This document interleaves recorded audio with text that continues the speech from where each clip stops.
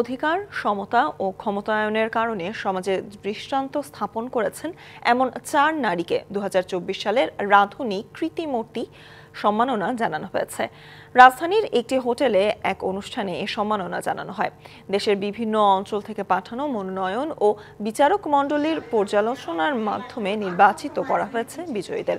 সাংবাদিক শারমিন রিমা, হিতৈষী হাজেরা বেগম, উদ্যোক্তা জাহানারা ইসলাম এবং ক্রীড়াবিদ নাইমা খাতুন পেয়েছেন এবারের সম্মাননা।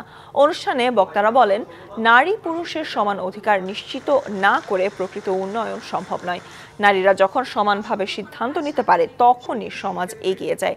গত 19 বছর ধরে স্কয়ার ফুড অ্যান্ড বেভারেজ লিমিটেডের ব্র্যান্ড রাঁধুনি সমাজের বিভিন্ন ক্ষেত্রে কৃতিত্ব অর্জনকারী নারীদের স্বীকৃতি দিয়ে আসছে।